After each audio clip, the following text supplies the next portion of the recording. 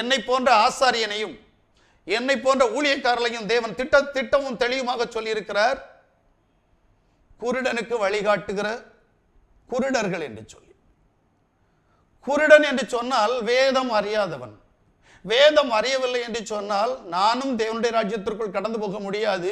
என்னை நம்பி இருக்கிற பிள்ளைகளும் தேவனுடைய ராஜ்யத்துக்குள் கடந்து போக முடியாது. இந்த சபைகளிலே பார்ப்பீர்களே, ஆனால் 100 பேர் 200 பேர் ஜனங்கள் வந்து கொண்டு இருக்கிறார்கள். எத்தனை பேருக்காக நாம் ஜெபிக்கிறோம், எத்தனை பேருக்காக நாம் உபவாசிக்கிறோம், எத்தனை பேருக்கு நாம் சத்தியத்தை சொல்லி தேவனுடைய ராஜ்யத்துக்கு நாம் அழைத்து கொண்டு போகிறோம்.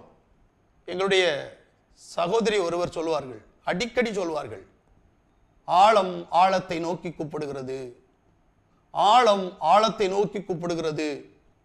அநேக ஆத்துமாக்கள் பாதாளத்திலே கிடத்தப்படுவதற்காக அநேக ஆத்துமாக்களை நாம் பலவாறாக தேடி கண்டுபிடித்து தேவ சமூகத்தில் கொண்டு வருகிறோம் என்று சொல்லி கொண்டு வந்து கொண்டிருக்கிறோம். ஆனால் பாதாளத்தில் கிடத்தப்படுவதற்காக என்பதை சகோதரி சொல்வார்கள்.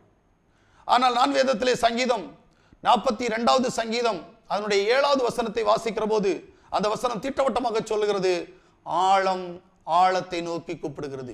யாரிடத்தில் தேவனுடைய ரகசியம் இருக்கிறதோ, யாரிடத்தில் தேவனுடைய ஆழம் இருக்கிறதோ, அந்த ஆழம் இன்னொரு ஆழத்தை அழைக்கும். அப்போதுதான் வேதத்தின் ரகசியங்கள் நமக்கு புரியும். இல்லை என்றால் புரியாது. ஆம் தேவனுடைய ஜனமே, நாம் தேவனுடைய வார்த்தையை கேட்டுக்கொண்டிருக்கிறோம். இந்த வேதத்தினுடைய ஆழம் தேவனுடைய ஜனங்களை தேவனுடைய ராஜ்யத்திற்கு கொண்டு போவதற்கு இன்றைக்கு எந்த அளவுக்கு வேதத்தினுடைய ஆழம் நம்மிடத்தில் இருக்கிறது என்பதை நாம் வேதத்தில் வாசிக்கிற போது 1 தெசலோனிக்கருடைய புஸ்தகம் அதனுடைய 4வது அதிகாரம் அதனுடைய 16 17 வரைக்கும் வாசிக்கிற போது, ஏனெனில் தாமே ஆரவாரத்தோடும் பிரதான தூதனுடைய சத்தத்தோடும் தேவ எக்காலத்தோடும் வானத்திலிருந்து இறங்கி வருவார். அப்போது மேசியாவுக்குள் மரித்தவர்கள் முதலாவது எழுந்திருப்பார்கள். பின்பு உயிரோடு இருக்கிற நாமும் யாவுக்கு எதிர்கொண்டு போக மேகங்கள் மேல் அவர்களோடு கூட ஆகாயத்தில் எடுத்துக்கொள்ளப்பட்டு இவ்விதமாய் எப்போதும் யாவுடனே கூட இருப்போம். 18வது வசனம் சொல்றாரு, இந்த வார்த்தையின்படியே நீங்கள் ஒருவரை ஒருவர் தேற்றுங்கள். எந்த வார்த்தையின்படி ஒருவரை ஒருவரை தேற்ற வேண்டும்?